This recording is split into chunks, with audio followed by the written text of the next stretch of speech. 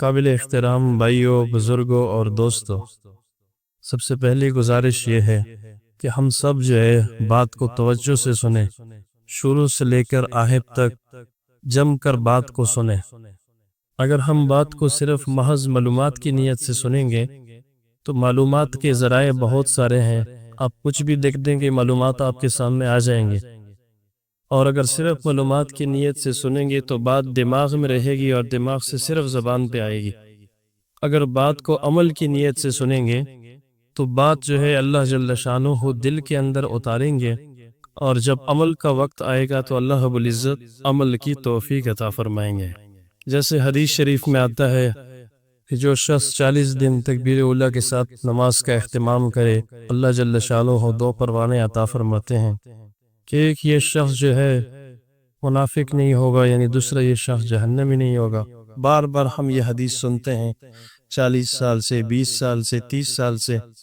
سنانے والے کو ثواب ملتا ہے، سننے والے کو بھی ثواب ملتا ہے، اور میں نے اس مجلس میں سنائی تو اس مجلس کا ثواب بھی مل گیا۔ مگر اس حدیث پر یہ 2 پروانے تب ملیں گے جب اس حدیث پر عمل ہو۔ یہ 2 پروانے تب ملیں گے جب اس حدیث پر عمل ہو۔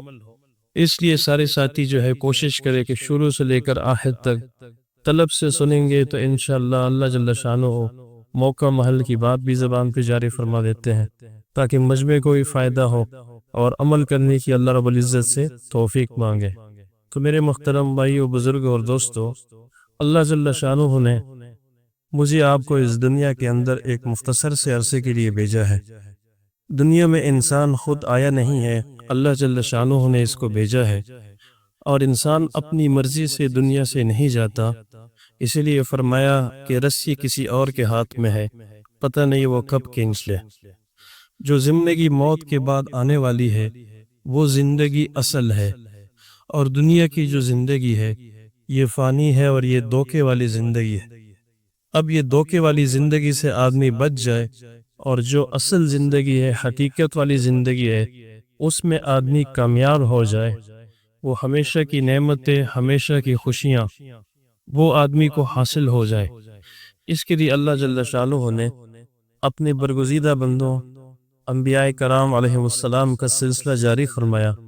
ہر نبی نے اپنے قوم میں آ کے لوگوں کو اللہ کی ذات کی طرف دعوت دی۔ انبیاء کرام کی محنت کا میدان انسانوں کے دل ہوا کرتے تھے، اور ہر نبی کی دل کی یہ چاہت ہوا کرتی تھی کہ کیسے میرا امتی جہنم سے بچ جائے۔ یہ ہر نبی کی دل کی چاہت تھی کہ کیسے میرا امتی جہنم سے بچ جائے اور جنت میں جانے والا بن جائے۔ تمام انبیاء کرام کی دعوت کیا تھی؟ لا الہ الا اللہ۔ یہ ہر نبی کی دعوت تھی کہ لا الہ، کسی سے کچھ نہیں ہوتا، الا اللہ، سب کچھ کرنے درنے والی ذات اکیلے ایک اللہ رب العزت کی ذات ہے۔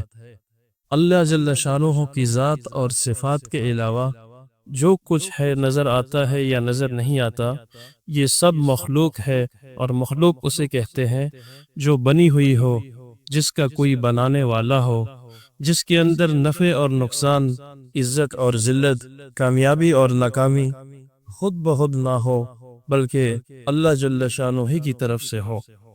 جتنے مخلوقات کے اندر مجھے آپ کو نفع نظر آتے ہیں، نقصان نظر آتے ہیں، عزت اور ذلت نظر آتی ہے، یہ حقیقت میں اللہ جل شانہ کی طرف سے ہے۔ مخلوق خود بخود کسی کو عزت نہیں دے سکتی، مخلوق کسی کو ذلت نہیں دے سکتی۔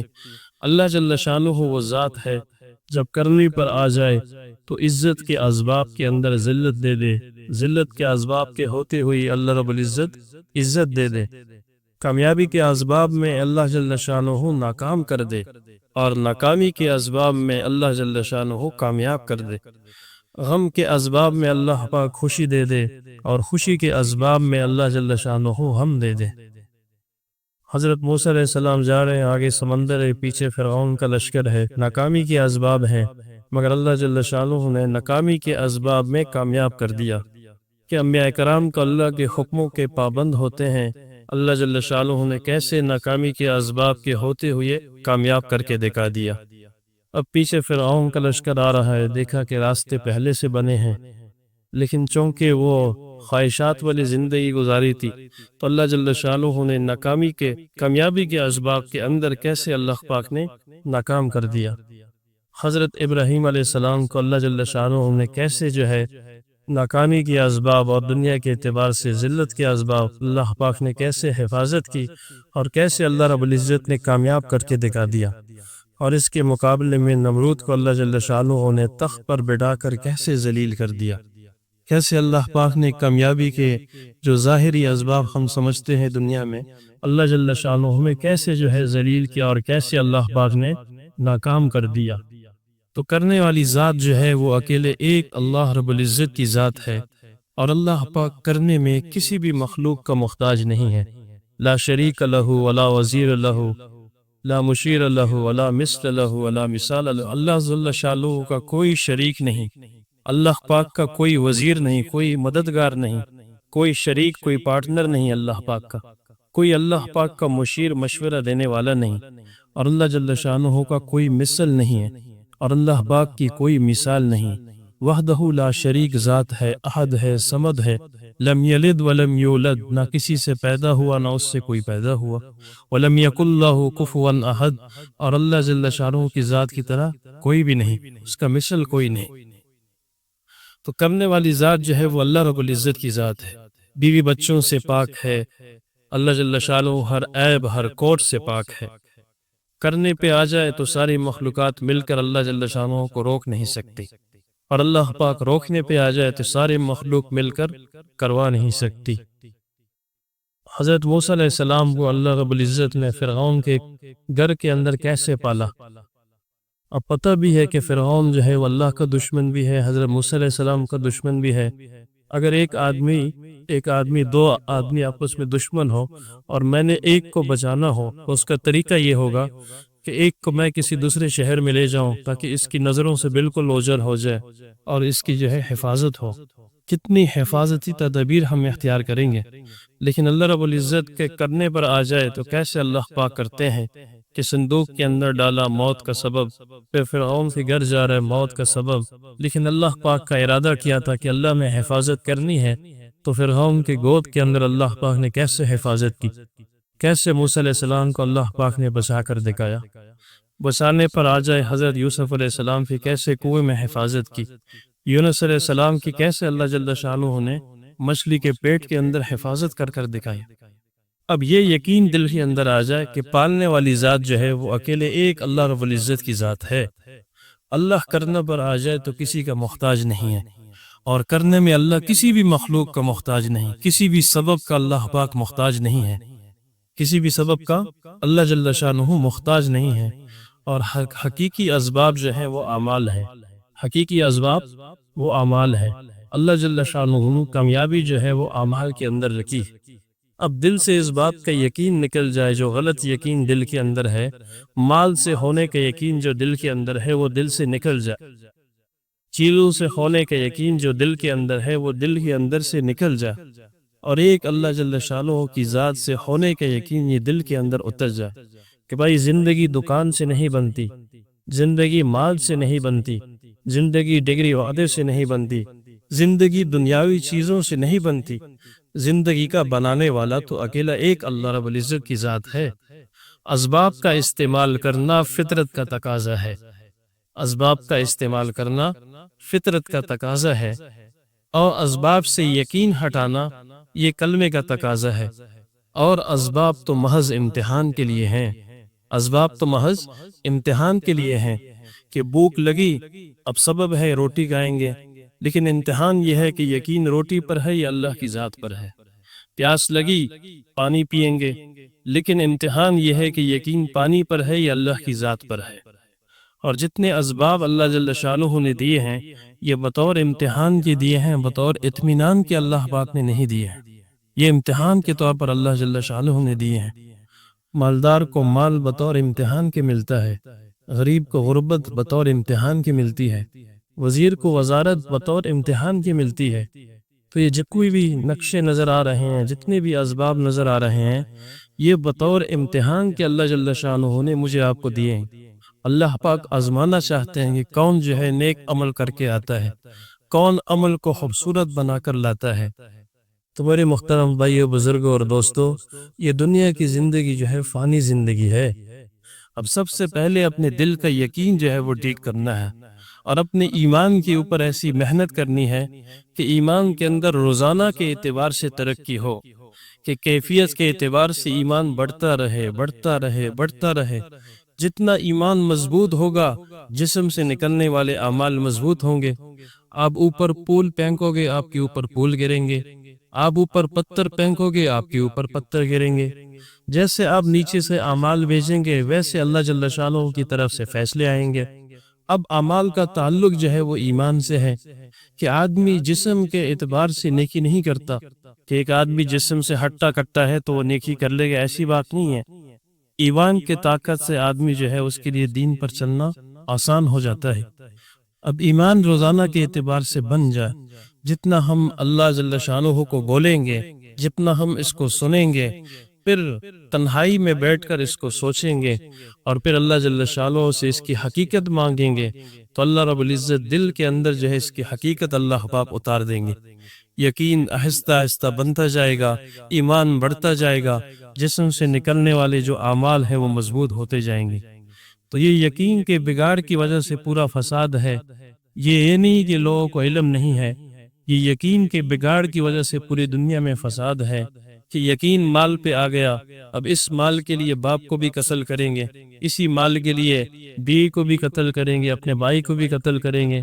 وہ بات یہ ہے کہ یقین آ چکا ہے کہ بھائی زندگی مال سے بنتی ہے، اب جس طریقے سے ہو اس کو حاصل کرو۔ زندگی چیزوں سے بنتی ہے، جس طریقے سے ہو اس کو حاصل کرو۔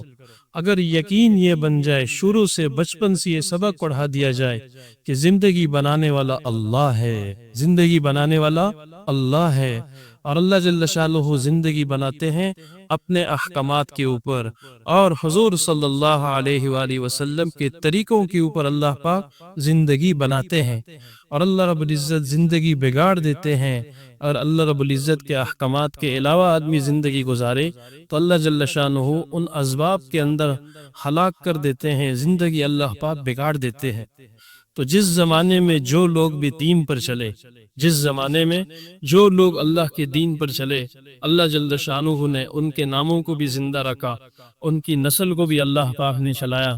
حضرت بلال رضی اللہ عنہ غلام، اور غلام کے بیٹے رنگ کے کالے، مگر اللہ کے دین پر چلے تو اللہ رب العزت نے ایسے کامیابی عطا فرمائی۔ آج کتنے مساجد بلال کے نام سے ہیں، کتنے لوگ اپنے بیٹوں کا نام بلال رکھتے ہیں۔ اللہ جل شانہ نے نسل کو باقی رکھا، نام کو بھی اللہ پاک نے باقی رکھا، اور کسی غیر مسلم نے بھی، مسلمان تو چھوڑو، کسی غیر مسلم نے بھی اپنے بیٹے کا نام قارون نہیں رکھا، نمرود نہیں رکھا۔ اللہ رب العزت نے ناموں کو بھی مٹا دیا، اللہ رب العزت نے جو ہے خاندان بھی مٹا دیے، اور اللہ رب العزت نے پورا سلسلہ اللہ پاک نے ختم کر دیا۔ تو دین والوں کو ہمیشہ اللہ پاک نے چمکایا ہے، اور جو لوگ دین پر نہیں چلے، مال ہوتے ہوئے اللہ نے ناکام کر دیا، چیزیں ہوتے ہوئے اللہ رب العزت نے ناکام کر دیا۔ تو کامیابی اور ناکامی کا معیار سمجھ میں آ جائے کہ کامیابی کسے کہتے ہیں اور ناکامی کسے کہتے ہیں۔ کامیاب انسان وہ ہے، کامیابی اسے کہتے ہیں جس کے بعد ناکامی نہ ہو، اور ناکامی اسے کہتے ہیں کہ جس کے بعد کامیابی نہ ہو۔ جو شخص جنت میں چلا گیا تحقیق کے ساتھ یہ کامیاب ہو گیا، اور جو جہنم میں چلا گیا وہ ناکام ہو گیا۔ اب کامیابی اور ناکامی کا معیار وہ دنیا کی چیزوں کے ساتھ نہیں ہے۔ اللہ رب العزت کے ہاں انسان کی قیمت جو ہے وہ صفات پر لگتی ہے، اس کے اندر تقوی کتنا ہے، زہد کتنا ہے، استغنا کتنا ہے، توکل کتنا ہے، یقین کتنا ہے، کتنے اس کی زندگی کے اندر اعمال ہیں۔ اللہ رب العزت فرمایا تمہاری شکلوں کو، تمہارے مالوں کو نہیں دیکھتے، بلکہ تمہارے دلوں کو اور تمہارے اعمال کو دیکھتے ہیں۔ اللہ رب العزت کسی سے متاثر نہیں ہوتے کہ عرب ہے، عجم ہے، کالا ہے، گورا ہے، یہ طاقتور ہے، یہ بڑے ڈگری والا، بڑے عہدے والا ہے۔ سارے دنیا کے انسان اللہ کے در کے ملنگ ہیں، اللہ کے در کے بیکاری ہیں۔ اللہ رب العزت غنی ذات ہے، صمد ذات ہے۔ صمد اسے کہتے ہیں کہ جس کے کام سب کے بغیر بن جائیں، اور کسی کا کوئی کام اس کے بغیر نہ بنے، اسے صمد کہتے ہیں۔ تو اللہ رب العزت کی ذات صمد ذات ہے، کرنے پر آ جائے تو کوئی بھی اللہ پاک کو روک نہیں سکتا، کوئی بھی اللہ پاک کو روک نہیں سکتا۔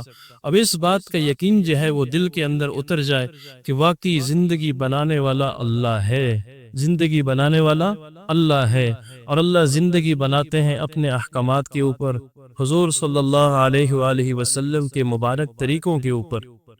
اب کلمے کا جو دوسرا جز ہے محمد الرسول اللہ، کہ حضور صلی اللہ علیہ وآلہ وسلم کے طریقوں کے اندر کامیابی کا یقین اتر جائے۔ ایک یہ ہے کہ حضور صلی اللہ علیہ وسلم کے طریقے زندگی میں آ جائے، اور ایک یہ ہے کہ طریقوں کا یقین آ جائے۔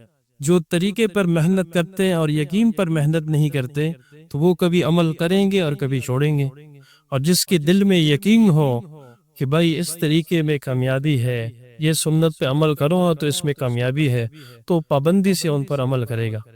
تو طریقوں کا یقین بھی آ جائے اور طریقے بھی آ جائیں، ایک ایک سنت کی عظمت وہ دل کے اندر اتر جائے۔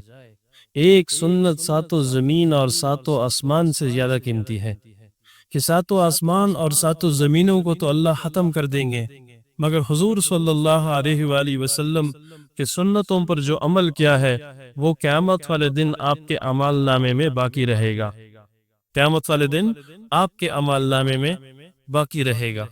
اب روزانہ کے اعتبار سے اگر دیکھا جائے، صبح سے لے کر شام تک، شام سے لے کر صبح تک، بہت سارے اعمال ایسے ہیں جو ہم کرتے تو ہیں مگر اس کو جو ہے عادت سمجھ کر اور رواج سمجھ کر ہم کرتے ہیں۔ اگر صرف اپنی نیت درست کر لیں، اپنی نیت درست کر لیں تو ان چیزوں پر بھی، ان جو ہم رواج سمجھ کر کرتے ہیں، ان پر اللہ رب العزت اجر عطا فرمائیں گے۔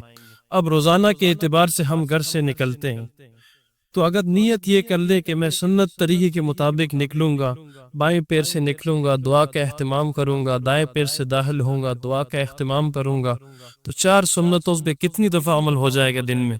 صرف نیت درست کرنے سے یہ عادت عبادت بن گئی، نیت درست کرنے سے یہ عادت عبادت بن گئی۔ روزانہ کے اعتبار سے کتنی دفعہ ہم بیت الخلا جاتے ہیں؟ اگر نیت درست کر لے بھائی سنت کے طریقے کے مطابق جاؤں گا، دعا کا اہتمام، سنت کے مطابق نکل کے دعا کا اہتمام، تو کتنی دفعہ ہم جاتے ہیں ان 4 سنتوں پہ پورے دن میں؟ کتنی دفعہ جو ہے وہ عمل ہو جائے گا؟ کتنی دفعہ 5 دفعہ ہم مسجد آتے ہیں؟ اگر دائیں پیر سے اور دعا پڑھ کے بائیں پیر سے نکل کے دعا پڑھیں گے تو 4 سنتوں پہ تو یہ عمل ہو گیا، اور 5 دفعہ ہم دن میں آتے ہیں۔ صرف نیت درست کر لیں کہ یا اللہ دائیں پیر سے اس لیے داخل ہو رہا ہوں کہ یہ تیرے حبیب کی سنت ہے، یہ تیرے حبیب کی سنت ہے، اس لیے میں اس پر عمل کر رہا ہوں۔ کسی بھی سنت کو چھوٹا نہ سمجھا جائے، کسی بھی سنت کو چھوٹا نہ سمجھا جائے، اس لیے کہ یہ حضور صلی اللہ علیہ وآلہ وسلم کے جسم مبارک سے یہ اعمال نکلے ہیں، اور حضور صلی اللہ علیہ وسلم اللہ کے محبوب ہیں۔ آپ کے جسم مبارک سے جتنے بھی اعمال نکلے ہیں یہ بھی اللہ کو محبوب ہے، اور جو حضور صلی اللہ علیہ وسلم کے پیچھے چلے گا وہ جنت تک پہنچے گا، وہ جنت تک پہنچے گا۔ روزانہ ہم راستے پہ چلتے ہیں، اگر دائیں طرف ہم چلیں، سلام کا اہتمام کریں، نظروں کی حفاظت کریں، کتنا اجر ملے گا؟ صرف نیت درست کرنے سے یہ عادت عبادت بن گئی۔ روزانہ کے اعتبار سے ہم کھاتے پیتے ہیں، اگر نیت درست کر لیں اور ہاتھ دھو لیں، مسواک کر لیں، دسترخوان بچھا لیں، 3 انگلیوں سے کھا لیں، بسم اللہ پڑھ لیں، آخر میں دعا پڑھ لیں، تو یہ عادت عبادت بن جائے گی۔ پوری ہو رہی ہے آپ کی ضرورت مگر بنے گی عبادت، پوری ہو رہی ہے آپ کی ضرورت مگر بنے گی عبادت۔ مولانا ابراہیم دیر اللہ صاحب وبرکاتہ نے فرمایا کہ مسلمان کا کوئی بھی کام جو ہے وہ دنیا نہیں ہے، مسلمان کا کوئی بھی کام دنیا نہیں ہے بلکہ وہ دین ہے، لیکن شرط یہ ہے کہ مسلمان اللہ کے حکم کا پابند بن کر چلے، شرط یہ ہے کہ مسلمان اللہ کے حکم کا پابند بن کر چلے۔ تو ہم یہ دیکھیں کہ اللہ کے حکم اور حضور صلی اللہ علیہ وسلم کے طریقے کیا ہے۔ روزانہ کے اعتبار سے ہم سوتے ہیں، اگر سنت کے مطابق بستر جاڑ کر سوئیں اور سنت کے مطابق دائیں کروٹ لیٹ کر سوئیں، آیت الکرسی کا اہتمام کریں، 3 کن کا اہتمام کر لیں اور دعا کا اہتمام کر لیں، اٹھتے وقت دعا کا اہتمام کر لیں، تو کتنی سنتوں پہ عمل ہو جائے گا، یہ عادت عبادت بن جائے گی۔ صرف نیت درست کرنے سے یہ عادت عبادت بن گئی۔ روزانہ کے اعتبار سے ہم جو ہے کپڑے بدلتے ہیں، اگر سنت کے مطابق کپڑے پہنیں اور سنت کے مطابق اتار لیں اور دعا کا اہتمام کر لیں تو یہ عادت عبادت بنے گی۔ روزانہ کے اعتبار سے جو ہے شیشے میں اپنا چہرہ دیکھتے ہیں، اگر سنت کی دعا پڑھ لیں اور سنت کے مطابق بالوں میں کنگھی کریں، داڑھی میں کنگھی کریں، سنت کے مطابق تیل لگائیں، تو یہ عادت عبادت بنے گی۔ روزانہ ہم جوتے پہنتے بھی ہیں، اتارتے بھی ہیں، اگر سنت کے مطابق جوتے پہنے اور سنت کے مطابق اس کو اتار دیں تو یہ عادت عبادت بنے گی۔ اس طرح کتنی چیزیں ہیں، آپ دیکھتے جاؤ کتنے چیزیں ہیں کہ روزانہ کے اعتبار سے صرف اپنی نیت درست کرنے سے چھوٹی چھوٹی سنتیں زندگی میں آتی جائیں گی، آتی جائیں گی، آتی جائیں گی، تو ایک وقت آئے گا انشاءاللہ کہ ایسی زندگی بنے گی کہ کوئی سنت بھی آپ سے چھوٹے گی نہیں، کوئی سنت بھی۔ اور سنتوں کا اللہ رب العزت آپ کو شوق نصیب کر دیں گے، سنتوں کا جذبہ اللہ پاک عطا فرمائیں گے، اور حضور صلی اللہ علیہ وآلہ وسلم کی محبت اور عظمت اللہ پاک عطا فرما دیں گے۔ تو اسی لیے ایک ایک سنت کی عظمت اور ایک ایک سنت کی محبت یہ دل کے اندر اتر جائے۔ اب جتنا ہم روزانہ کے اعتبار سے ان چیزوں کو بولیں گے، ان چیزوں کی دعوت دیں گے اور ان چیزوں کو ہم سنیں گے، بار بار ان کے تذکرے سنیں گے، اور پھر حقیقت اللہ رب العزت سے مانگیں گے راتوں کو اٹھ اٹھ کر، اللہ جل شانہ اس کی حقیقت عطا فرما دیں گے، اور دین پر چلنا ہمارے لیے آسان ہو جائے گا، دین پر چلنا ہمارے لیے آسان ہو جائے گا۔ کامیابی کے لیے اللہ جل شانہ نے اعمال دیے ہوں کہ انسان دنیا کے اندر بھی کامیاب ہو جائے، مرنے کے بعد والی زندگی میں وہ بھی انسان کامیاب ہو جائے۔ اب غلط فہمی جو ہے وہ یہ ہے، ہم یہ سمجھتے ہیں اگر دنیا میں کامیابی چاہتے ہیں تو اس کے لیے خوب مال کمانا پڑے گا، اور آخرت میں اگر کامیابی چاہتے ہیں تو اس کے لیے نماز پڑھنی پڑے گی، اس کے لیے دین پر چلنا پڑے گا۔ یہ غلط فہمی ہے اور غلط یقین ہے۔ اللہ جل شانہ نے مجھے آپ کو ایسا لولا لنگڑا دین نہیں دیا ہے کہ جس سے صرف آخرت کی زندگی بنے۔ اللہ پاک نے ایسا مبارک دین دیا ہے کہ جس سے سب سے پہلے اللہ پاک دنیا کی زندگی بنائیں گے، اور موت کے وقت آسانیاں ہوں گی، اور موت کے بعد والی زندگی اللہ پاک بنا دیں گے۔ تو اللہ رب العزت نے کامیابی کے لیے مجھے آپ کو اعمال دیے ہیں۔ عبادات میں سب سے بڑا جو حکم ہے وہ نماز کا ہے۔ عبادات میں سب سے بڑا حکم وہ نماز کا ہے کہ ہر مسلمان مرد ہو یا عورت ہو، بالغ کے اوپر 5 وقت نماز یہ فرض ہے دن میں۔ اب نماز کی حقیقت دل کے اندر اتر جائے، نماز کی عظمت دل کے اندر اتر جائے کہ خشوع خضوع والی نماز اللہ پاک نصیب کرے۔ روزانہ جتنا ہم نماز کی دعوت دیں گے، کلمے والے یقین کے ساتھ نماز کی دعوت دیں گے، تو یقین جانو نماز کے ذریعے سے اللہ پاک ہمارے مسائل کو حل کر دیں گے، نماز کے ذریعے سے ہمارے مسائل کو اللہ رب العزت حل کر دیں گے۔ تو لمبی لمبی رکعتیں پڑھ کے اپنی نمازوں کو بنانا ہے۔ اب لمبی رکعت کیسے بنے گی؟ لمبا قیام کیسے بنے گا؟ لمبا رکوع کیسے بنے گا؟ سجدے کو لمبا کیسے کر سکتے ہیں؟ اب ایک آدمی کہے کہ بھائی مجھے تو اتنی لمبی لمبی صورتیں یاد نہیں ہیں، تو آخری 10 صورتیں تو سب کو یاد ہے۔ اگر ایک آدمی پہلی رکعت میں ساری 10 صورتیں پڑھ لے، دوسری رکعت میں 10 صورتیں پڑھ لے، تو قیام خود بہت لمبا ہو جائے گا۔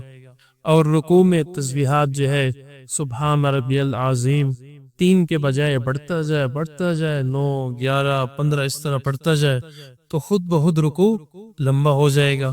اور سجدے کے اندر تسبیحات کو جتنا پڑھ سکتا ہے پڑھتا جائے، اور جتنی قرآن اور حدیث سے دعائیں ثابت ہیں عربی کے اندر، اردو زبان میں نہیں، اپنی نہیں، عربی کے اندر جتنی دعائیں ثابت ہیں آپ سجدے میں مانگتے جائیں۔ اور سب سے زیادہ انسان اللہ کے قریب کب ہوتا ہے؟ سجدے کی حالت میں۔ آپ سجدے کی حالت میں دعائیں مانگتے جائیں، دعائیں قنوت آپ پڑھ سکتے ہیں، نفلوں کی بات کر رہا ہوں، فرضوں کی بات نہیں، نفلوں کی نماز کے لیے آپ سجدے کی حالت میں دعائیں قنوت بھی پڑھتے جائیں۔ سجدے کی حالت میں قرآن سے جتنی بھی دعائیں منقول ہیں، احادیث میں جتنی بھی دعائیں ہیں، آپ اللہ رب العزت سے مانگتے جائیں، خود بخود آپ کا سجدہ لمبا ہو جائے گا۔ تو آپ دیکھیں کہ 2 رکعت پہ واقعی 15-20 منٹ لگتے ہیں کہ نہیں لگتے؟ تو نماز کے اندر خشوع خضوع خود بہت آئے گی، نماز کے اندر خشوع خضوع آئے گی۔ اور نفاق کے خشوع سے جو ہے پناہ مانگنی ہے کہ نفاق کا خشوع کیا ہے کہ ظاہر میں تو آدمی بالکل سیدھا کھڑا رہے، بدن صحیح سالم ہو، حرکت نہ کرے، لیکن اندر دل جو ہے وہ غافل ہو۔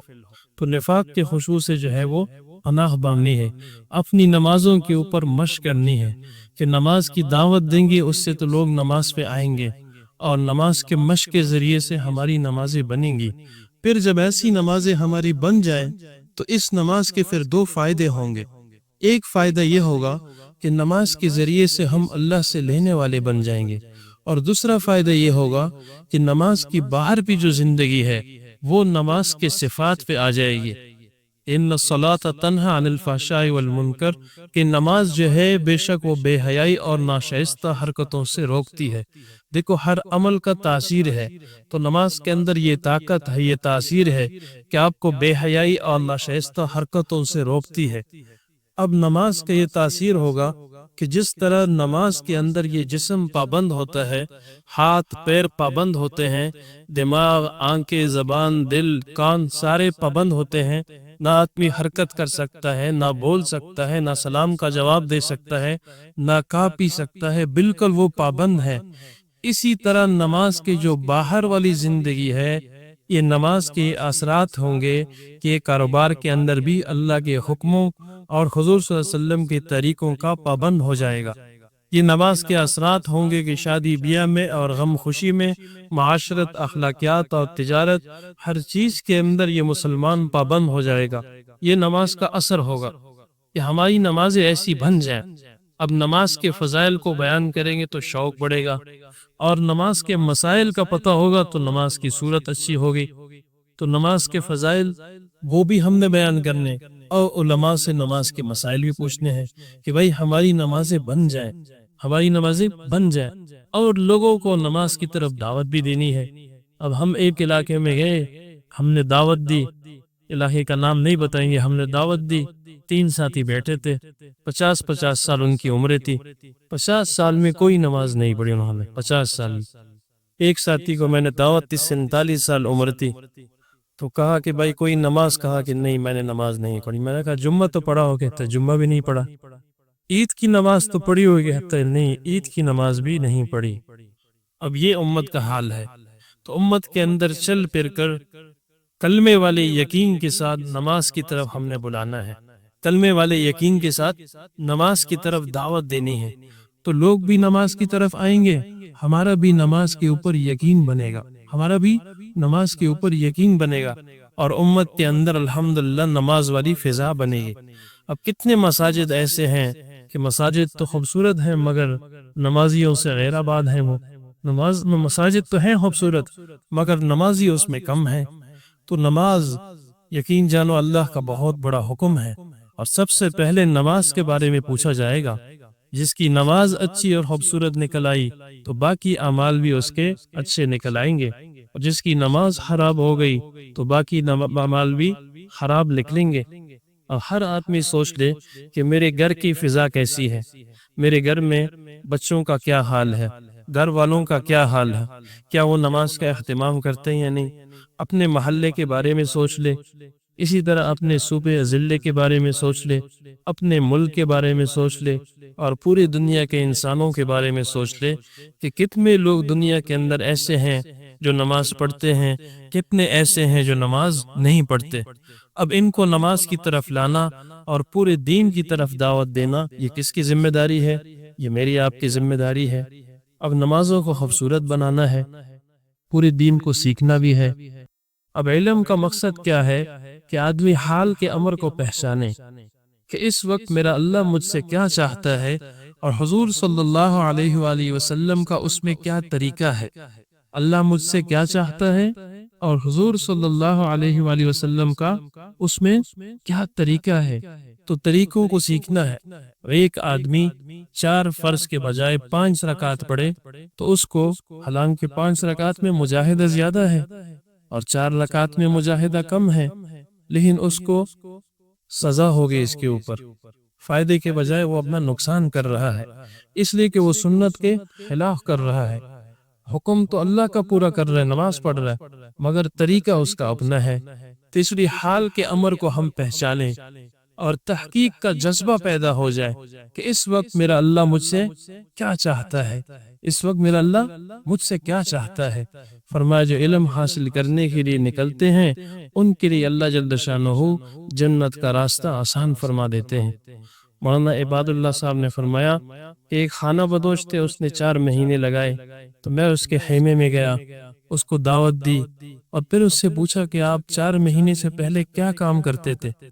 تو اس نے کہا کہ 4 مہینے سے پہلے میں یہ بال بیچتا تھا، خریدتا تھا، اس کو بیچتا تھا۔ جب 4 مہینے میں نے لگائے تو پھر میں نے مفتی صاحب سے پوچھا کہ بھائی یہ بال بیچنا کیسے؟ تو مفتی صاحب نے کہا کہ یہ تو ٹھیک نہیں ہے۔ اب میں غبارے بیچتا ہوں۔ کیا بیچتا ہوں؟ اب غبارے بیچتا ہوں۔ ابھی خانہ بدوش کے اندر دیکھو کیسی طلب پیدا ہوئی کہ وہ مفتی صاحب کے پاس جا رہے ہیں مسئلہ پوچھنے۔ مفتی صاحب سے مسئلہ پوچھا، کیسے اپنے کاروبار کو اس نے ٹھیک کر دیا۔ تو اسی طرح ہم مسائل جو ہے وہ علماء سے پوچھیں اور فضائل کے حلقوں میں بیٹھ کے اپنا شوق بڑھائیں اور مسائل علماء سے ہم پوچھیں۔ اور ذکر کا مقصد کہ اللہ کی عظمت کے دھیان کے ساتھ ذاکرین بن جائیں، اللہ کی عظمت کے دھیان کے ساتھ ہم ذاکرین بن جائیں۔ کہ فرمایا ذکر کرنے والے کی مثال زندہ جیسی ہے اور ذکر نہ کرنے والی کی مثال مردہ جیسی ہے۔ فرمایا جو اللہ کے ذکر سے محبت کرتا ہے یہ اللہ سے محبت کرتا ہے، اور جو ذکر سے بغض رکھتا ہے وہ اللہ سے بغض رکھتا ہے۔ تو اسی لیے 3 تسبیحات کی پابندی صبح بھی اور شام بھی، اس کا ہم اہتمام کریں۔ صبح اور شام 3 تسبیحات کی پابندی کریں، استغفار پڑھیں، کثرت سے پڑھیں، درود شریف، اسی طرح تیسرا کلمہ، اللہ کی عظمت کے دھیان کے ساتھ ذکر کرنا ہے اور مانگنا ہے اللہ پاک سے کہ اے اللہ اپنی عظمت، اپنا دھیان یہ مجھے نصیب فرما دے۔ غفلت کے ساتھ ذکر نہ ہو، غفلت کے ساتھ ذکر نہ ہو۔ اور اس کے ساتھ جو ہے اکرام مسلم کہ ایک آدمی نے اعمال تو بہت کر لیے مگر دوسرے کے حقوق کا خیال نہیں رکھا، تو قیامت والے دن یہ اعمال وہ دوسروں کو دیے جائیں گے حقوق کے بدلے میں۔ وہ اس لیے کہ وہاں تو کوئی کرنسی ریال ڈالر پاؤنڈ ہے نہیں، وہاں جو کرنسی ہے وہ تو نیک اعمال ہے، تو وہاں آپ کے اعمال دوسرے کو دیے جائیں گے۔ اور پھر اگر اعمال ختم ہو گئے پھر بھی لوگوں کے حقوق باقی ہیں تو ان کے گناہ جو ہے وہ آپ کے اوپر ڈالے جائیں گے۔ اسی لیے جو ہے اعمال کرنا، اپنے اعمال کی حفاظت کرنا۔ اب حقوق ادا کرنے سے ہمارے اعمال کی حفاظت ہوگی۔ جب ہم حقوق کو ادا کریں گے تو کیا ہوگا؟ اس سے اعمال کی حفاظت ہوگی کہ بھائی بہنوں کا کیا حق ہے وراثت میں۔ اب جو وراثت میں بچ گیا بھائی وہ بہنوں کو بھی حصہ دینا ہے۔ پھر ہمارے بہت سارے ساتھی ایسے کہتے ہیں کہ اچھا مولانا اگر بہن خود معاف کرے، تو میں ان کو کہتا ہوں کہ بھائی مان لو کہ بہن کے جو ہے وہ 10 لاکھ 15-20 لاکھ روپیہ بنتا ہے، تو آپ 10-15-20 لاکھ ذرا یہ سبز اور سرخ نوٹ گن کے ان کے سامنے پیش کرو اور پھر کہو کہ 1 مہینہ اپنے پاس رکھو، پھر اگر دل چاہے تو مجھے دے دینا۔ تو پھر میں دیکھتا ہوں کون سی بہن دیتی ہے۔ وہ تو ہمارا رواج ایسا بن چکا ہے کہ ہم یہ سمجھتے ہیں، بہن سمجھتی ہے اگر بائی سے مانگ لیا تو یہ پھر ہمیں آنے نہیں دیں گے۔ تو اسی لیے جو ہے وہ لوگ دیکھو اس پہ ہم بڑے جو ہے نا خطرے میں جا رہے ہیں۔ تو اسی لیے حقوق کو ادا کرنا، باہر نکل کر تو ہم کرتے ہیں، لوگوں کا اکرام بھی کرتے ہیں، سلام بھی اچھے طریقے سے ہنستے ہوئے ملتی بھی ہیں، مگر اگر سوچا جائے تو حصہ جو ہے وہ نہیں دیتے۔ اس میں خواص اور عوام دونوں مبتلا ہیں۔ تو اسی لیے جو ہے اپنے بہنوں کا جو حصہ کسی نے نہیں بھی دیا تو دینا ہے بھائی، مرنے سے پہلے دیں گے تو زبردست بات ہے کہ توبہ کرنے سے تو اللہ گناہ معاف کرتے ہیں، حق تو اللہ پاک معاف نہیں کرتے۔ اسی لیے حقوق جو ہے اس کی ہم نے دینے ہیں، اور ہر نیک عمل ہم نے اللہ کی رضا کے لیے کرنا ہے۔ ہر نیک عمل اللہ کی رضا کے لیے ہو کہ بھائی دکھاوے کے لیے، ریا کے لیے، شہرت کے لیے اعمال کیے جائیں تو بڑے بڑے اعمال والے بھی قیامت والے دن پکڑے جائیں گے، بڑے بڑے اعمال والے بھی قیامت والے دن جو ہے وہ پکڑے جائیں گے۔ تو ہر نیک عمل وہ اللہ کی رضا کے لیے ہو کہ بھائی میں بیان کیوں کر رہا ہوں کہ اللہ مجھ سے راضی ہو جائے، میں اللہ کی بات کیوں سن رہا ہوں کہ میرا اللہ مجھ سے راضی ہو جائے، کسی کو صدقہ کیوں دے رہا ہوں میرا اللہ مجھ سے راضی ہو جائے۔ تو ریا سے اپنے آپ کو بچانا ہے، اور اخلاص بڑا مشکل ہے، بڑی دیر سے آتا ہے، اخلاص سیکھنے سے آتا ہے، اس کو سیکھنا پڑے گا اور پھر مانگنا پڑے گا اللہ رب العزت سے۔ رو رو کر اس کو مانگیں گے تو اللہ رب العزت جو ہے وہ اخلاص نصیب فرما دیں گے۔ مانگیں گے نہیں تو کیسے آئے گا؟ اخلاص کی دعوت نہیں دیں گے تو اخلاص کیسے آئے گا؟ اسی لیے اخلاص کی دعوت بھی دینی ہے اور اخلاص کی حقیقت بھی اللہ رب العزت سے مانگنی ہے کہ فرمایا اخلاص والے تو ہدایت کے شراغ ہیں کہ ان کی وجہ سے اللہ رب العزت بڑے بڑے فتنوں کو دور فرما دیتے ہیں۔ اب ایک ہے کہ اللہ رب العزت نے مجھے آپ کو جو اس امت کے اندر پیدا کر دیا ہے تو بہت بڑی ذمہ داری اللہ رب العزت نے دی ہے، اور اس امت کی اللہ پاک نے تعریف کی ہے، کنتم خیر امت اخرجت للناس تأمرون بالمعروف وتنہون عن المنکر وتؤمنون باللہ، کہ تم بہترین امت ہو، لوگوں کے نفع رسانی کے لیے نکالے گئے ہو، تم بلی باتوں کی طرف لوگوں کو بلاتے ہو، برائی سے منع کرتے ہو، اور اللہ جل شانہ کی ذات پر ایمان رکھتے ہو۔ اب امر بالمعروف اور نہی عن المنکر کو ایمان سے پہلے یہاں پہ ذکر کیا تو مفسرین اس میں یہ فرماتے ہیں یہ اس لیے کہ ایمان کے اندر تو باقی امتیں بھی شامل ہیں کہ وہ بھی ایمان والے تھے، لیکن دعوت والا کام اللہ رب العزت نے خصوصی جو ہے اس امت کو اللہ پاک نے دیا۔ اور ایک جگہ اللہ رب العزت فرماتے وَمَنْ أَحْسَنُ قَوْلًا مِّمَّنْ دَعَا إِلَى اللَّهِ وَعَمِلَ صَالِحًا وَقَالَ إِنَّنِي مِنَ الْمُسْلِمِينَ، اس سے بہتر کس کی بات ہو سکتی ہے جو لوگوں کو اللہ کی طرف بلائے، صرف بلانا نہیں، ساتھ نیک عمل بھی کرے اور کہے کہ میں ایک عام مسلمانوں میں سے میں بھی ایک مسلمان ہوں۔ تو اللہ جل شانہ نے یہ ذمہ داری جو ہے ہر مسلمان کے اللہ پاک نے ذمہ لگائی ہے۔ اب ہمارے ذمہ جو ہے وہ دو کام ہیں، ایک اپنی ذات کے اعتبار سے دین پر چلنا اور دوسروں کو اس دین کی طرف دعوت دینا، دوسروں کو اس دین کی طرف دعوت دینا۔ اب اس دین کی خاطر انبیاء کرام نے کتنی تکلیفیں برداشت کی، حضور صلی اللہ علیہ وآلہ وسلم کو طائف کے اندر جو ہے کتنے پتھروں سے مارا گیا، دو جہانوں کے سردار، لیکن اس دین کی خاطر دیکھو تکلیف برداشت کر رہے ہیں۔ کتنے انبیاء کراموں کو آروں سے چیرا گیا، دین کی خاطر وہ برداشت کر رہے ہیں تکلیفیں۔ تو تکلیف تو بھائی آئے گی، تکلیف تو آئے گی، لیکن آدمی کے سامنے اجر ہو، اور دعوت جو ہے یہ خیر کی تجارت ہے۔ 10 آدمیوں کو آپ نے اعمال پہ لگا دیا، وہ جتنے اعمال کریں گے، جتنے لوگوں کو لگائیں گے، وہ سب کا اجر جو ہے وہ آپ کو ملے گا، وہ سب کا اجر آپ کو ملے گا۔ تو یہ خیر کی تجارت ہے دعوت والا کام۔ اب جتنا ہم محنت کریں گے، جس درجے کی محنت ہوگی اس درجے کی ہدایت ہوگی، جس درجے کی ہدایت ہوگی اس درجے کا دین ہوگا، اور جس درجے کا دین ہوگا اس درجے کی کامیابی ہوگی، جس درجے کا دین ہوگا اس درجے کی کامیابی ہوگی۔ اب ایک مسجد یا ایک محلہ ایسا ہو جس میں 100% دین ہو، اور دوسرا محلہ ایسا ہو جس میں 50% دین ہو، جس میں 100% دین تو ہے مگر دین کی محنت نہیں ہے، اور 50% والے میں دین ہے 50% اور ساتھ محنت بھی ہے، تو ایک وقت آئے گا 50 والے بڑھتے بڑھتے 80-90 پہ چلے جائیں گے، 100 والے کم ہوتے ہوتے 80-90 60 تک آ جائیں گے۔ تو محنت کرنے اور نہ کرنے کے یہ فائدے اور نقصانات ہیں۔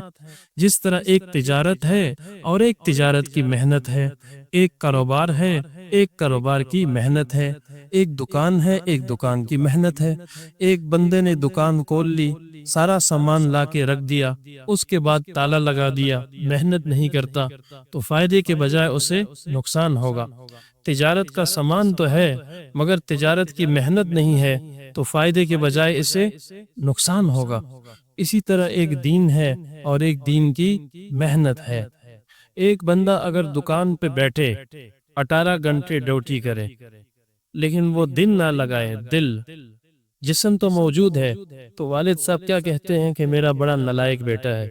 ارے بھائی 18 گھنٹے ڈیوٹی تو کر رہا ہے وہ، پھر کیوں نالائق ہے وہ؟ اس لیے کہ جسم تو حاضر ہے مگر دماغ اور دل حاضر نہیں، وہ سمجھتا نہیں حساب کتاب کیسے کرنا ہے، فلانی چیز کب لانی ہے، کیسے بیچنی ہے۔ اس لیے دین کی محنت میں جسم بھی ہم نے دینا ہے، دل بھی دینا ہے اور دماغ بھی دینا ہے۔ یہ تینوں چیزیں جو ہے نا یہ محنت میں ہم نے کپانی ہے۔ کہ فرمایا کہ کفر جو ہے یہ راحت اور آرام سے پھیلتا ہے، اور دین اسلام مجاہدے اور قربانیوں سے پھیلتا ہے۔ اور پھر مجاہدہ کیا ہے؟ مولانا جمین صاحب مجاہدے کی تعریف اس طرح کرتے تھے کہ مجاہدہ اسے کہتے ہیں کہ شریعت کا تقاضا ہو اور نفس کے خلاف ہو، اس کو کہتے ہیں مجاہدہ۔ پھر وہ مثالوں سے سمجھاتے تھے کہ ایک بندہ آیا مسجد میں داخل ہونے کے لیے، ایک دروازے کے قریب پہنچا تو اس نے سوچا کہ یہ دروازہ چھوڑ کر چلو میں دوسرے دروازے سے اندر آتا ہوں، وہ یہ گھوم کر آیا دوسرے دروازے سے، تو ظاہر کے اعتبار سے تو اس نے مجاہدہ کیا کہ یہ دروازہ چھوڑ کر اس دروازے سے آیا، لیکن چونکہ اس دروازے سے داخل ہونا یا اس دروازے سے داخل ہونا یہ شریعت کا تقاضا نہیں ہے، اس لیے یہ مجاہدہ نہیں ہے، اس لیے یہ مجاہدہ نہیں ہے۔ اور دوسری مثال دی کہ ایک بندہ جو ہے وہ نکاح کرتا ہے، تو نکاح ظاہری بات ہے شریعت کا تقاضا تو ہے مگر نفس کے خلاف نہیں ہے، شریعت کا تقاضا تو ہے مگر نفس کے خلاف نہیں ہے، تو اس لیے یہ بھی مجاہدہ نہیں ہے۔ اب ایک آدمی جو ہے سردی کا موسم ہے، فجر کی نماز کے لیے اٹھنا بھی ہے، اٹھا بھی نہیں جاتا، اب پانی سے وضو بھی کرنا ہے، سردی بھی لگ رہی ہے، نماز پڑھنا شریعت کا تقاضا بھی ہے، اب نفس مانتا بھی نہیں، نفس مانتا بھی نہیں، نفس کے خلاف بھی ہے، بوجھ بنتا ہے نفس پہ، تسبیحات ابھی رہتے ہیں، ابھی نیند بھی آ رہی ہے، بوجھ بن رہا ہے، اسی طرح جتنے بھی اعمال ہیں، تو یہ ہے مجاہدہ۔ یہ معاذ جمیل صاحب نے مجاہدے کی تعریف کی تھی کہ یہ ہے مجاہدہ۔ اب ہم نے بھائی مجاہدہ کرنا ہے کہ اختیاری مجاہدہ آدمی اختیار کر لے کہ جتنا اس کے بس میں ہے، جو آدمی کر سکتا ہے آدمی وہ کر لے، جو نہیں کر سکتا اللہ رب العزت اس کی بھی توفیق دیں گے۔ جتنا اس کام کے اندر لگیں گے تو انشاءاللہ اللہ رب العزت آگے بڑھائیں گے، دنیا کی نعمتیں بھی اللہ رب العزت دیں گے، آخرت کی نعمتیں بھی اللہ پاک دیں گے۔ اب کتنے لوگ ہیں الحمدللہ جو اس کام کی محنت کی برکت سے ان کی زندگیاں بدل گئی، ان کی زندگی میں انقلاب آیا۔ ہمارے علاقے میں خانہ بدوش ہے، خانہ بدوش جھکی والے، اب یقین جانو ہم لوگ ان کو نچلے درجے والا لوگ سمجھتے ہیں، ان کے ساتھ بیٹھنا پسند نہیں کرتے، ان کے برتنوں میں کھانا پینا ہم پسند نہیں کرتے، حالانکہ نہیں ہونا چاہیے، لیکن ہماری طبیعت ایسی بن چکی لوگوں کی، ان کو ہم جو ہے نا پتہ نہیں کوئی اور مخلوق سمجھتے ہیں۔ جب ان پہ محنت شروع کی ہمارے علاقے میں، ان کے ساتھ گئے، ان کے خیموں میں بیٹھے، ان کے برتنوں میں چائے بھی پی، ان کے ساتھ کھایا پیا بھی، ان کو قریب کیا محبت سے، کرتے کرتے کرتے کرتے الحمدللہ پہلے ایک نے 4 مہینے لگائے، پھر 3 بھائی تھے، 3، ایک طبلہ بجاتا تھا، ایک گانا گاتا تھا، ایک باجا بجاتا تھا، یہ محفلوں میں جاتے تھے، پیسے کماتے تھے، تو 3 بھائیوں نے توبہ کر لی، 4 مہینے لگائے جماعت میں۔ اب الحمدللہ اس وقت سے لے کر اب تک پگڑی کا اہتمام، کرتے کا اہتمام، اور پوری الحمدللہ سنت کے مطابق داڑھی، اور پھر اس کے بعد جو ہے سالانہ 2 چلے مکمل کیے۔ اس کے بعد 2 بھائی جو ہے وہ ملیشیا چلے گئے 7 مہینے کے لیے، اور ایک بھائی سیریلون افریقہ چلا گیا 1 سال کے لیے۔ اس کے بعد واپس آئے، 2 سال پورے ہوئے، افغانستان چلے گئے 7 مہینے کے لیے۔ پھر اس کے بعد جو ہے وہ ان کے جو بچے تھے وہ حافظ قرآن بنے، بہت بڑا جلسہ کیا، بڑے بڑے علماء خانہ بدوش کے جلسے میں آئے۔ تو بھائیو یہ دین جو ہے نا، جو اپنی زندگی کے اندر لائے گا، یقین جانو وہ عزت دار بنے گا، وہ کامیابیوں والا بنے گا۔ جو اپنے سینے کے ساتھ لگائے گا اللہ رب العزت اس کو آگے بڑھائیں گے۔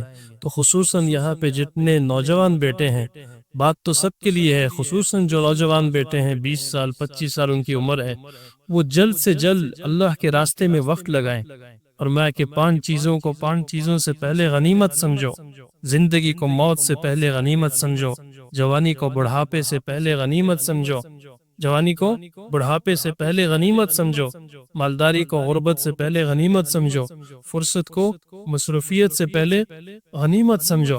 تو یہ 4-5 نعمتیں ہیں، اس کو آدمی غنیمت سمجھ لے۔ یقین جانے جب ہم جاتے ہیں لوگوں کے پاس دعوت دینے کے لیے، تو وہ کہتے ہیں کہ جب جوانی تھی تو ہمیں ہوش نہیں تھا، زندگی گزر گئی ایسے۔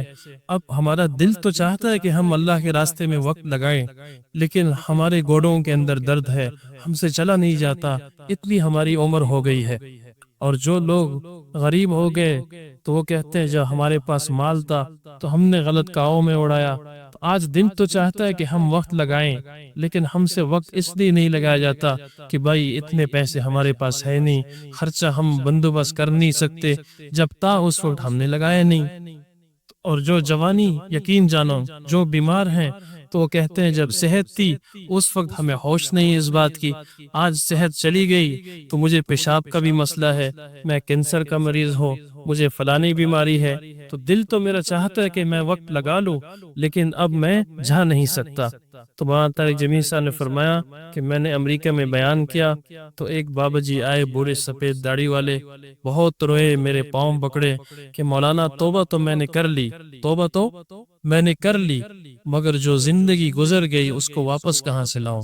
جب آدمی کی زندگی غفلت میں گزرتی ہے اور جب یہ قبر کے اندر رکھا جائے گا تو قبر کہتی ہے کہ تیرا آنا نامبارک ہے، بہت برا کیا جو تو آیا۔ زمین پر جتنے آدمی چلتے تھے ان سب میں تجھ سے زیادہ نفرت تھی، آج جب تو میرے حوالے ہوا ہے تو میرے بدترین سلوک کو بھی دیکھ لے گا۔ اس کے بعد فرمایا قبر اس کو اس طرح سے دباتی ہے کہ یہ پسلیاں آپس میں ایک دوسرے میں گھس جاتی ہیں اور 70 اژدہے اس پر ایسے مسلط ہوتے ہیں، اگر ایک بھی زمین پر پونکار مارے تو قیامت تک زمین پر گھاس باقی نہ رہے۔ اب پھر فرمایا کہ جب نیک آدمی مرتا ہے جس نے اللہ کو راضی کیا ہو، اللہ کو راضی کیا ہو، اپنے آنکھوں کی، کانوں کی، دماغ کی، زبان کی حفاظت کی ہو، تو وہ آدمی جب مرتا ہے اور جب قبر میں رکھا جاتا ہے تو فرمایا کہ قبر کہتی ہے کہ تیرا آنا مبارک ہے، بہت اچھا کیا جو تو آیا، زمین پر جتنے آدمی چلتے تھے ان سب میں تجھ سے زیادہ محبت تھی، آج جب تو میرے حوالے ہوا ہے تو میرے بہترین سلوک کو بھی دیکھے گا۔ اس کے بعد فرمایا قبر اتنی کھل جاتی ہے جہاں تک مردے کی نظر پہنچ سکے، اور جنت کی طرف سے ایک کھڑکی کھلتی ہے جہاں سے خوشبو اور ہوائیں آتی رہتی ہے، جنت کا بستر اس کے لیے بچھا دیا جاتا ہے۔ تو میرے محترم بھائیوں، بزرگوں اور دوستوں، گزارش یہ ہے، عرض یہ ہے کہ جو زندگی ہم سے گزر گئی غفلت میں اس پہ ہم توبہ کریں، استغفار کریں۔ اب توبہ کیا ہے کہ ندامت کے ساتھ آنسو اللہ کے سامنے آدمی روئے، ندامت کے ساتھ جو گناہ ہوئے اس پہ آدمی ندامت کرے، توبہ کر لے، اور توبہ کے بعد گناہ تو معاف ہو جائیں گے لیکن جو حقوق ہے وہ ادا کرنے سے معاف ہوں گے۔ اب توبہ سے گناہ معاف ہو گئے لیکن نمازیں قضا کی ہیں وہ پڑھنی پڑیں گی۔ توبہ سے گناہ معاف ہو گیا لیکن جو روزے آپ نے کھائے ہیں وہ رکھنے پڑیں گے۔ توبہ سے گناہ معاف ہو گیا لیکن کسی کا حق ہے تو وہ دینا پڑے گا۔ توبہ سے گناہ معاف ہو گیا، ماں باپ کو ستایا ان سے معافی مانگنی پڑے گی، تو اسی لیے گناہ معاف ہو جائیں گے اور حقوق ہم نے ادا کرنے ہیں۔ وہاں طارق جمیل سے فرماتے ہیں ہم میڈیکل کالج میں گشت کر رہے تھے، ایک نوجوان کو ہم نے دعوت دی، وہ نکلا تو اس نے کہا چلو آپ کیا چاہتے ہیں؟ میں نے کہا بیٹا 4 مہینے۔ کہتے ٹھیک ہے میں آ جاؤں گا۔ کہتے وہ آیا 4 مہینے کے لیے، تو شروع میں وہ جب مجھ سے ملا بالکل کلین شیو تھا، اور 4 مہینے کے آخر میں ملا تو پگڑی، کرتا اور داڑھی، اس کی زندگی بالکل ایک بدلی ہوئی۔ تو مجھے کہا مولانا آپ کو پتہ ہے کہ آپ نے مجھے کہاں سے نکالا؟ کہتا بیٹا آپ کو کمرے سے نکالا؟ کہتا نہیں آپ نے جہنم سے نکالا، کہ میں میڈیکل کا اسٹوڈنٹ تھا اور زنا، شراب، چوری، ڈکیتی یہ میرا کام تھا، میرا اپنا ایک گینگ تھا، ہم لوگوں کے گھروں پہ ڈاکے ڈالتے تھے، تو جس وقت آپ آ رہے تھے ہم منصوبہ بنا رہے کہ فلانے گھر پہ کیسے ڈاکہ ڈالے، تو آپ نے مجھے جہنم سے نکالا۔ اور میں کہ ٹھیک 6 مہینے بعد جو ہے وہ لڑکا مر گیا، ٹھیک 6 مہینے بعد وہ لڑکا مر گیا۔ تو یہ زندگی جو ہے نا، یقین جانو دنیا کی زندگی اور آخرت کی زندگی ریاضی کا قانون ہے کہ نسبت ہمیشہ ان 2 چیزوں میں قائم ہوتی ہے کہ دونوں چیزیں محدود ہوں، اور ایک چیز محدود اور ایک لامحدود، اس میں کبھی بھی نسبت قائم نہیں ہوتی۔ دنیا کی زندگی 60-70 سالہ محدود، اور اس میں سے کافی زندگی ہماری گزر گئی، جو بچی ہے وہ شک میں ہے، پتہ نہیں ہے بھی یا نہیں کتنی ہے، وہ شک میں ہے۔ اور آخرت کی زندگی ہمیشہ ہے، اور فرمایا ہمیشہ کی کیا تعریف ہے؟ ہمیشہ ایسا مستقبل جس کا اینڈ کوئی نہ ہو، ایسا مستقبل جس کا اینڈ کوئی نہ ہو، وہ ہمیشہ کی زندگی ہے۔ انسان جو ہے بنا تو ہے لیکن یہ رہے گا ہمیشہ کے لیے، ابتدا تو اس کی ہے مگر یہ انسان ہمیشہ کے لیے ہے، یا یہ جنت میں رہے گا ہمیشہ یا یہ جہنم میں رہے گا ہمیشہ۔ تو اسی لیے دنیا کے اندر اللہ رب العزت نے جو بھیجا ہے یہ امتحان کے طور پر ہے۔ جیسے ایک ایگزامینیشن ہال میں اسٹوڈنٹس امتحان دیتے ہیں، اس وقت ٹیچر منع نہیں کرتا، کوئی غلط لکھے کوئی صحیح لکھے، ٹیچر کہتا بیٹا ابھی آپ لکھتے رہو لکھتے رہو، جب رزلٹ آئے گا پتہ چل جائے گا، کسی کی پہلی پوزیشن، کوئی دوسری، کوئی تیسری، کوئی فیل ہو جاتا ہے۔ اسی طرح ہم سب اس وقت ایگزامینیشن ہال میں بیٹھے ہیں، کوئی گناہ کر رہا ہے، کوئی نیکی کر رہا ہے، کوئی غلط لکھ رہا ہے، کوئی صحیح لکھ رہا ہے، تو قیامت والے دن اعمال نامہ پکڑایا جائے گا، جس کو دائیں ہاتھ میں خوشی خرم سے وہ لوگوں کو دکھاتا پھرے گا، اور جس کو بائیں ہاتھ میں ہاتھ جو ہے پیٹ سے نکل کر پیٹھ پیچھے اس کو اعمال نامہ دیا جائے گا۔ افسوس کرے گا وہ. تو بھائی وہ شرمندگی سے ہم بچ جائیں، وہ شرمندگی سے بچ جائیں. وہ سارے لوگوں کے سامنے کھڑے ہو کے اعمال نامہ دیا جائے گا اور حساب کتاب ہوگا. ایک ایک بندے کا اللہ رب العزت حساب لیں گے. تو اسی لیے دنیا کے اندر اللہ رب العزت نے مجھے آپ کو بے بس نہیں پیدا کیا. اس لیے فرمایا کہ والعصر، زمانے کی قسم، ان الانسان لفی خسر، کہ تمام دنیا کے انسان جو ہے یہ خسارے میں ہے. الا الذین آمنوا، مگر وہ جو ایمان لائے، وعملوا الصالحات، اور نیک اعمال کیے، وتواصوا بالحق وتواصوا بالصبر، نیکی کی طرف دعوت دی اور صبر کیا. تو یہ لوگ جو ہے یہ کامیاب ہیں. کتنے لوگوں کے لیے یار میں اور آپ ذریعہ بن سکتے ہیں، کتنے لوگوں کے لیے. ہمارے دو بول سے کسی کی زندگی بدل سکتی ہے، لیکن ہم بولتے نہیں ہیں. تو میٹھے بول کسی کے ساتھ بولو، زندگی اس کی بدل جاتی ہے. ہم یہ جتنا مجمع بیٹھا ہے، کسی نے ہماری اوپر محنت کی ہے تو آج ہم یہاں تک پہنچے ہیں. اب ہم کیوں غفلت کر رہے ہیں کہ لوگوں کو دعوت نہیں دیتے؟ ہم کیوں غفلت کر رہے ہیں کہ اللہ کے راستے میں وقت نہیں لگاتے؟